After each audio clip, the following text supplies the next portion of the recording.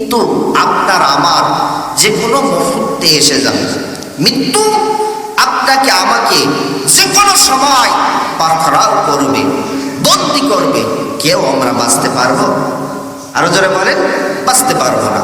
মৃত্যু যখন হয়ে যাবে আপনার আমার,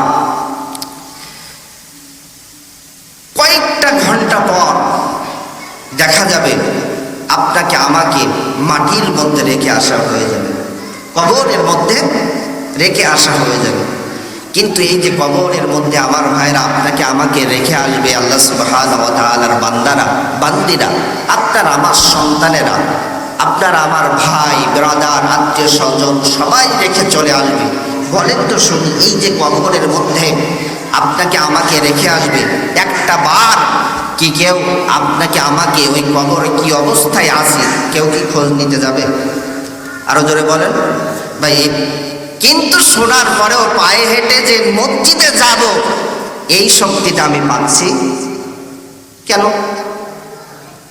এই শক্তি তো একদিন একেবারে দুর্বল হয়ে যাবে। কবরে যখন যাবেন আর আপনি সবল হতে চাইলেও পারবেন না। যখন আপনার ডান্ডার বাড়ি মারবে তখন আপনি বলবেন, আল্লাহ আর একটা বার সুযোগ দিন, আমি কবরে দুনিয়াতে যাই, নামাজ পড়বো, রোজা রাখবো, আপনার দিনের পথে চলবো। কিন্তু তখন কি আর সুযোগ দেওয়া হবে? আরো বলেন, হবে না। আমার ভাইয়েরা, কবরে যখন মানুষেরা চলে যাবে, যাওয়ার সঙ্গে সঙ্গে আমি গত জুম্মায় বলেছিলাম, মান রব্বুক মান দীনুক মান নাবিয়ুক। আমার ভাইরা, এত কঠিন কঠিন প্রশ্ন যখন আমার ভাইরা করা হবে কবরের মধ্যে, কবরের প্রশ্নের উত্তরগুলো যখন দিতে পারবে না, সঙ্গে সঙ্গে কবরটা হয়ে যাবে আযাবের জায়গা, জাহান্নামের জায়গা। কবরের মধ্যে জাহান্নামের বিছানা বিছিয়ে দেওয়া হবে, কবরের মধ্যে জাহান্নামের পোশাক পরিয়ে দেওয়া হবে। আমার ভাইরা, শুধু যে তাই নয়, কবরের মধ্যে এমন জায়গাটা সংকীর্ণ করে দেওয়া হবে, ছোট করে দেওয়া হবে। দুই পাশের মাটি এমন জোরে আঘাত মারবে, চাপ মারবে, এক পাশের হাড্ডি আর এক পাশে চলে যাবে, আর এক পাশের হাড্ডি আর এক পাশে যাবে। আমার ভাইয়েরা, হাড্ডিগুলো ছিন্ন বিচ্ছিন্ন হয়ে যাবে। আমার ভাইয়েরা, যারা আপনারা বাজারে যান, কাজের হাট বাজারে যান, যাদের আপনারা দেখেন পোল্ট্রি জবাই করেছে, গরুর গোশত জবাই করেছে, আমার ভাইয়েরা ওই গরুর গোশতগুলো যখন জবাই করে, যখন দেখেন তরবারি দিয়ে, কি বলে ওটা, কাঁঠা, কুপা দিয়ে যখন গোশতগুলো কাটে, পিস পিস পিস পিস হয়ে যায়, ছোট ছোট হয়ে যায় না, ছোট ছোট পিস পিস হয়ে যায়। আপনি যদি বলেন খিচুড়ি রান্না হবে, আরো ছোট করে দেন, আরো ছোট করে দেয়। আমার ভাইয়েরা, যত ছোট চাবেন তত ছোট করে যাবে। আমার ভাইয়েরা, এখন বলেন তো শুনি, আপনার কবরে কোনো ওই ধারালো অস্ত্র থাকবে না, দুই পাশের মাটি এমন ধারালো হয়ে যাবে, এমন জোরে চাপ মারবে, আপনার হাড্ডিগুলো ছিন্ন বিচ্ছিন্ন হয়ে যাবে, সবগুলো একেবারে গোড়ায় পরিণত হয়ে যাবে। আমার ভাইরা, এতেই যে কবরের শাস্তি শেষ হবে তাই নয়, আযাব দেওয়ার জন্য কবরের মধ্যে আযাবকারী ফেরেশতা পাঠানো হবে। ওই আযাবকারী ফেরেশতার মধ্যে তিনটা সমস্যা থাকবে। এক নম্বর সমস্যা হলো সে চোখে দেখবে না, দুই নম্বর সমস্যা হলো মুখে কথা বলতে পারবে না, তিন নম্বর সমস্যা হলো সে কানে শুনতে পারবে না। আমার ভাইরা, এই তিনটা সমস্যা, তিনটা রোগ থাকবে। কি কারণে? হাদিসের মধ্যে ব্যাখ্যা চাওয়া হলো, হাদিসের মধ্যে ব্যাখ্যায় জানানো হলো, বলা হলো, যখন কোনো আযাবকারী ফেরেশতা আযাব দেওয়ার জন্য কোনো ব্যক্তিকে আযাব দেয়, আযাব দেওয়ার জন্য আর শাস্তি দেয়, এমন জোরে জোরে আযাব দেয়, ওই আযাবের আওয়াজটা, ওই আযাবটা ভোগ করার পরে, ওই শাস্তিটা ভোগ করার পরে, ওই ব্যক্তি, ওই পাপিতাপি ব্যক্তি, কবরের ওই বাসিন্দা এত জোরে চিল্লা মারে, শব্দ করে ওঠে যে দুনিয়ার, হাদিসের মধ্যে এসেছে, দুনিয়ার সমস্ত প্রাণী শুনতে পায়, শুধুমাত্র মানুষ ছাড়া। আল্লাহু আকবার। মনে করেন আপনি আপনার সন্তান কোনো একটা অন্যায় করেছে, আপনি বাপ, শাসন করার জন্য কিন্তু আপনি একটা চর মারেন কিনা? যদি আপনার সন্তান শব্দ করে ওঠে, জোরে কান্না করে আটে, তাহলে বাবার মনে কিন্তু একটু দুর্বল হয়ে যায়। আমি আমার সন্তানকে এত জোরে মারলাম, এর পরের মাঠটা একটু আসতে দিই, এমন একটা চিন্তা আসে না? কিন্তু আমার ভাইয়েরা, কবরের মধ্যে এমন একটা ফেরেশতা দেওয়া হবে, আপনাকে এত জোরে আঘাত মারবে, ওই ফেরেশতা আপনি যে আহ শব্দটি করবেন, কান্না করবেন, সে তো কান দিয়েও শুনতে পাবে না। এজন্য তার কানে যাতে না শুনতে পায়, এজন্য তার কান বন্ধ করে দেওয়া হবে। আর পাপিতাবি ব্যক্তির জন্য, বেনামাজি ব্যক্তির জন্য সাথে সাথে সে ওই ফেরেশতা যদি কথা না বলতে পারে, এজন্য তার মুখটা বন্ধ করে দেওয়া হবে। আমার ভাইরা, শুধুই যে তাই নয়, এরপরে দুই চোখ বন্ধ করে দেওয়া হবে। এর কারণ হলো, যারা 5 ওয়াক্ত নামাজ মসজিদ থেকে মুয়াজ্জিন যখন ডাকতো, হাইয়া আলাস সালাহ, এসো নামাজের জন্য এসো, হাইয়া আলাল ফালাহ, এসো নামাজের জন্য এসো, কিন্তু যখন এত সুন্দর সুন্দর বাক্যগুলো শোনার পরও যারা নামাজে আসতো না, আমার ভাইরা, এদের এই সমস্ত বেনামাজির চেহারা যাতে করে ওই ফেরেশতা না দেখতে পায়, এজন্য তাদের দুই চোখ বন্ধ করে দেওয়া হবে। ওই আযাবকারীর ফেরেশতার দুই চোখ বন্ধ করে দেওয়া হবে। হাদিসের মধ্যে পাওয়া যায়, ওই আযাবকারীর ফেরেশতার হাতের মধ্যে একটা বিশাল বড় একটা হাতুড় থাকবে। আমরা যেটা পেরেক পোঁতার কাজে ব্যবহার করি, কি হাতুড় বলে, আরবিতে বলা হয়েছে গদা, এর শব্দ বাংলা অর্থ হলো হাতুড়, বাড়ি দেওয়ার যন্ত্র। হাদিসের মধ্যে পাওয়া যায়, ওই হাতুড়ি দিয়ে দুনিয়ার বিশাল কোনো পাথরে যদি একটা আস্তে করে বাড়ি মারা হয়, ওই পাথরটা একেবারে ধুলাই পরিণত হয়ে যাবে। আমার ভাইয়েরা, যারা বেনামাজি, যারা পাপি তাপি বদকার, তারা যখন কবরে যাবে, ওই আযাবকারী ফেরেশতা আযাব দেওয়ার জন্য আমার ভাইয়েরা এক একটা বাড়ি মারবে। আহ শব্দ করতে করতে 70 হাত মাটির তলে চলে যাবে। আল্লাহু আকবার। আমার ভাইয়েরা, যদি কোনো ব্যক্তি ফজরের আজান হয়ে গিয়েছে, as-সালাতু খায়রুম মিনান নাওম, নামাজ থেকে ঘুম উত্তম, তাই তো? হ্যাঁ তাই, এখন তাই না? এই শীতে নামাজ পড়তে আসলে মন চায়, তাহলে না ওই অর্থ এখন কিন্তু উল্টে দিয়েছে, as-সালাতু খায়রুম মিনান নাওম, ঘুম থেকে নামাজ উত্তম না, নামাজ থেকে ঘুম উত্তম হয়ে গেছে আমাদের কাছে। কথা বল আমার ভাইয়েরা, মুয়াজ্জিন যখন, আমার ভাইয়েরা, আমাদের এই মসজিদের বর্তমান কেশিয়ার সাহেব যখন আযান দেয় ফজরের, as-সালাতু খায়রুম মিনান নাওম, এসো এসো এসো এসো, ও আল্লাহর বান্দারা এসো এসো এসো, ঘুম থেকে নামাজ উত্তম, ঘুম থেকে নামাজ উত্তম, এসো এসো। কিন্তু অনেক মানুষরা এই কথা কানে যায়, কানে যাওয়ার পরেও দেখবেন আরামুরা খেয়ে কম্বলটা লেপটার কষি গায়ে দেয়, চেপটা পায়, শুনতে পায়, কিন্তু বসে আবার একটু আরামরে করে গায়ে দেয়। আমার ভাইয়েরা, আপনি গায়ে দেন, সমস্যা নেই, কবরে যাবেন আপনাকে কিছুই বলা হবে না, দুনিয়াতে কিছুই বলা হবে না। কবরে যাবেন, আযাবকারী ফেরেশতা ওই হাতুড় দিয়ে এমন জোরে ফজরের নামাজের জন্য মারবে, এক এক বাড়িতে 70 হাত মাটিতে চলে যাবেন, আবার টেনে তুলবে, আবার আপনাকে আঘাত করা হবে। এজন্য আমার ভাইয়েরা, ফজরের নামাজ যদি কোনো ব্যক্তি ইমানদার মুমিন ব্যক্তি কাজা করে থাকে, যদি বাদ দেয়, ইচ্ছা করি তো বাদ দেয়, তাহলে আযাব ওই হাতুড়ি দিয়ে আঘাত করতে করতে জোহর পর্যন্ত মারবে। জোহরের নামাজ যখন সময় হয়ে যাবে, জোহরের নামাজ যারা ইচ্ছাকৃত ছেড়ে দেবে, জোহর থেকে আসর পর্যন্ত মারতে থাকবে। আসরের নামাজ যারা ছেড়ে দেবে, আসর থেকে মাগরিব পর্যন্ত মারতে থাকবে।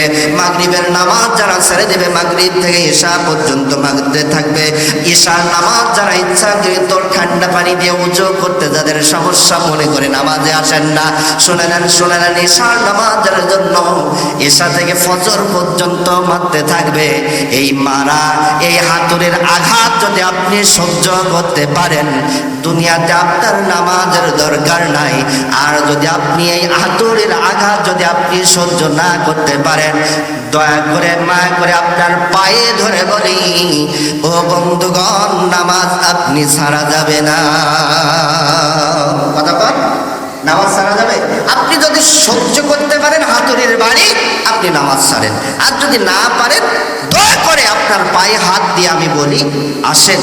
আপনি আসতে থাকেন, 1 অক্ট 2 অক্ট, আস্তে আস্তে দেখবেন আপনার মন মানসিকতা ভালো হয়ে যাবে, যে যাই আজান দিয়েছে, আপনি যতই কাজ থাকে মন চাইবে যে না, হুজুর আজান দিয়েছে, মুয়াজ্জিন আজান দিয়েছে, নামাজের সময় হয়ে গিয়েছে, এখন নামাজে যেতে হবে। এজন্য আমার ভাইয়েরা আর সময় নষ্ট না করলেই ভালো হয়। যে কোনো মুহূর্তে আমি মারা যেতে পারি, যে কোনো মুহূর্তে আপনি রবের কাছে চলে যেতে পারি, কবরে চলে যেতে পারি। এজন্য আসুন আমরা সবাই আল্লাহ সুবহানাহু ওয়া তাআলার ইবাদত বন্দেগী করি। যে আমল করলে, যে আমল নিয়ে কবরে গেলে কবরে আযাব হবে না, যে আমল নিয়ে কবরে গেলে কবরটা জান্নাতের বাগান হবে, আল্লাহ তাআলা সেই আমলগুলো করে কবরে যাওয়ার মতন তৌফিক আপনাকে আমাকে সবাইকে যেন দান করেন। সবাই আল্লাহুম্মা আমিন। আমাদের এই বাংলার জমিনে একজন বাউল, নাম তার আবুল সরকার। আপনারা ইতিমধ্যে দেখেছেন এই আবুল সরকার আমার মুসলমানদের রবকে নিয়ে কটূক্তি করেছে, ব্যঙ্গ করেছে। কথা বলেন ঠিক কিনা? আমরা বলতে চাই ৯২% মুসলমানের দেশ বাংলাদেশ। এই বাংলাদেশের ভূখণ্ড যারা মুসলমানদের রবকে নিয়ে কটূক্তি করবে, ব্যঙ্গ করবে, ওই সমস্ত নাস্তিক বেঈমানদেরকে সিপ্পাতে কুত্তা দিয়ে খাওয়াইতে মুসলমানরা দ্বিধা করবে না, করবে না। কথা বলেন ঠিক কিনা? মুসলমান দেশে বসবাস করবা আর মুসলমানদের রবকে নিয়ে কটূক্তি করবা, বাংলার তাওহীদি জনতা সব মেনে নেবে, কিন্তু এটা মেনে নেবে না। কথা বলেন ঠিক কিনা? আমরা আমাদের প্রধান, এখন যিনি প্রধান উপদেষ্টা ডক্টর ইউনূসকে ধন্যবাদ জানাইতে চাই, ধন্যবাদ দিতে চাই যে তাকে সাথে সাথে গ্রেফতার করেছে। শুধু গ্রেফতার করলে হবে না, ঢাকার বাইতুল মুকাররমের সামনে প্রকাশ্যে পাথর দিয়ে হত্যাকাণ্ড করতে হবে। এই পক্ষে রাজি আছেন যারা যারা, দুইখানা হাত তুলে আল্লাহকে দেখান তারা তারা রাজি আছেন। এটা হলো আমাদের ইমানের একটি দাবি। কারণ আমরা মুসলমান, মুসলমানদের রবকে নিয়ে যারাই ব্যঙ্গ করবে, কটূক্তি করবে, মুসলমান সহ্য করতে পারে না। কথা বলেন ঠিক না? এটা হলো মুসলমানদের ইমানের দাবি। শুধুই যে তাই নয়, এই বাউল ফাউলদের দলে আবার কিছু কিছু নাস্তিক বেঈমানরা কিছু কিছু আবার স্লোগান দিচ্ছে, যে বলছে যারা বাউলকে আক্রমণ করেছে, বাউলকে আঘাত করেছে, বাউলকে গ্রেফতার করেছে, এদের আইনের ব্যবস্থা করা হবে, এমন কিছু কিছু নাস্তিক বেঈমানরা বলতেছে। আমরা এখান থেকে বলতে চাই ৯২% মুসলমানের দেশে রবকে নিয়ে, আল্লাহকে নিয়ে যারাই কটূক্তি করবে, অন্য মানুষেরা সহ্য করলেও ৯২% মুসলমান কখনো সহ্য করবে না, করবে না, করবে না।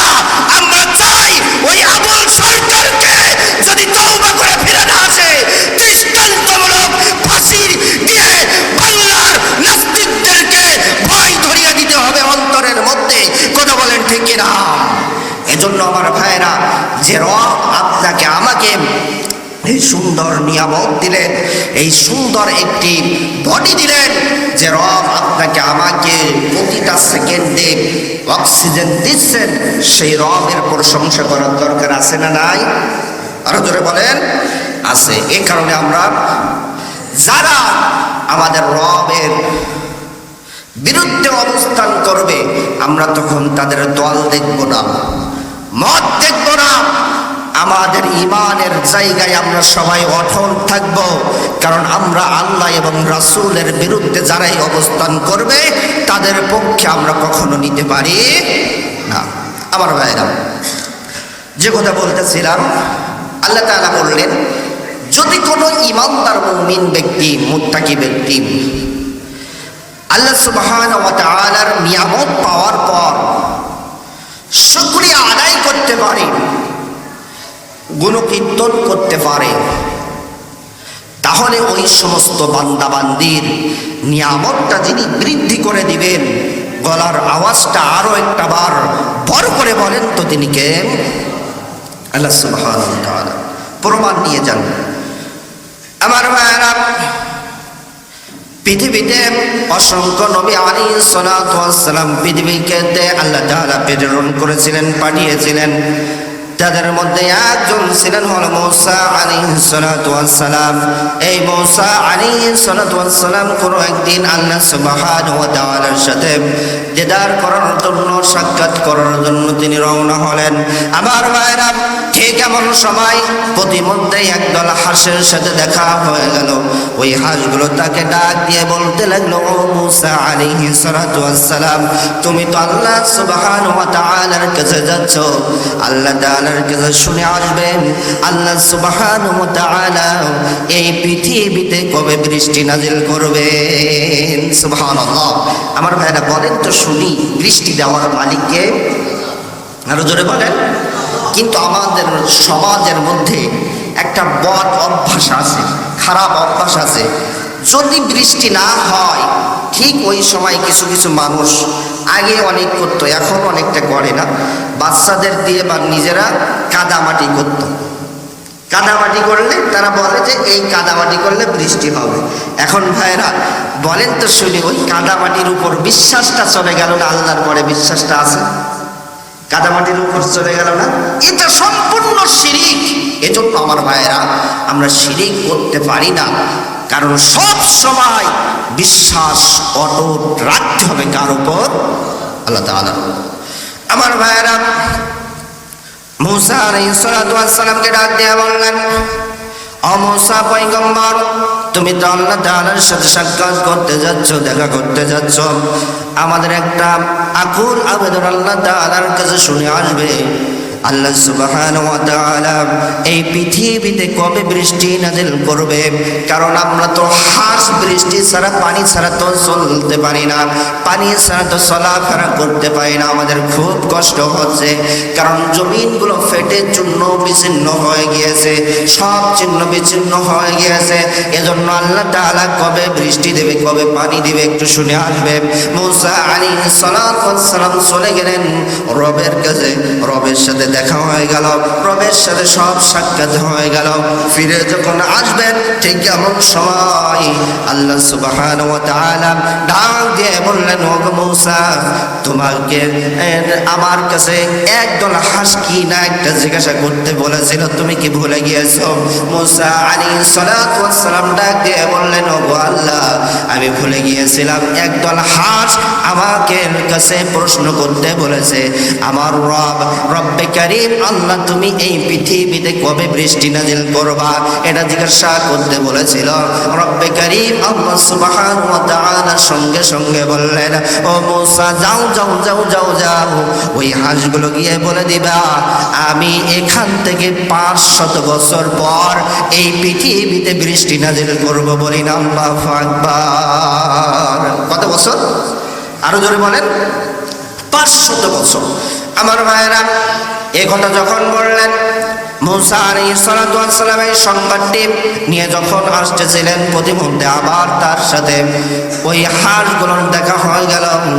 হাঁসগুলো ডাক দিয়ে বললেন, ও মূসা আলাইহিস সালাতু ওয়াস সালাম, আমরা যে বলেছিলাম আল্লাহ তাআলা কবে বৃষ্টি নাজিল করবে, এই কথাটি শুনে আসতে বলেছিলাম, কি শুনে এসেছো নাকি? আল্লাহ সুবহানাহু ওয়া তাআলার নবী মূসা আলাইহিস সালাতু ওয়াস সালাম ডাক দিয়ে বললেন, হ্যাঁ, আমি শুনে এসেছি।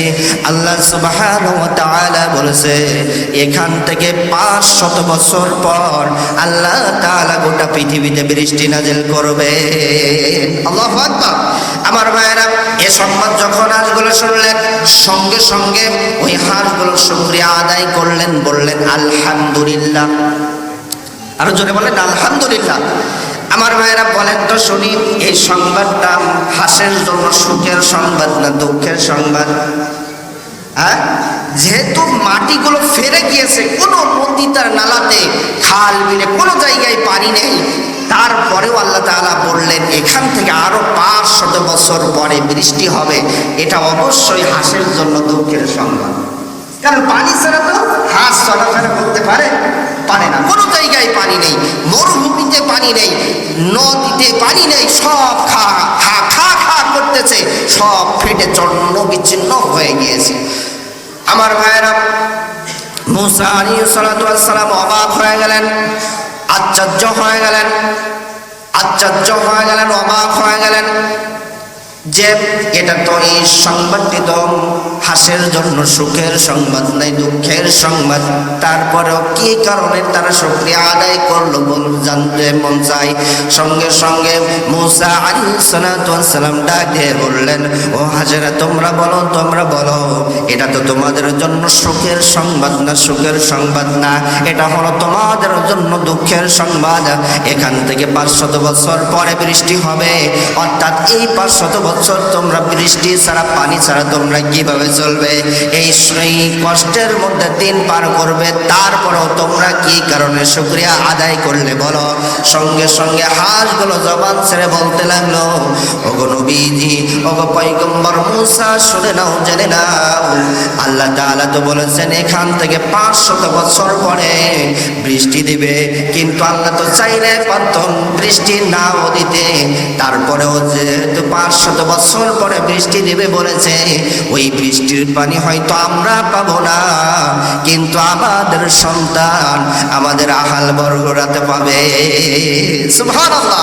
এই কারণে আমরা সবাই শুকরিয়া আদায় করেছি।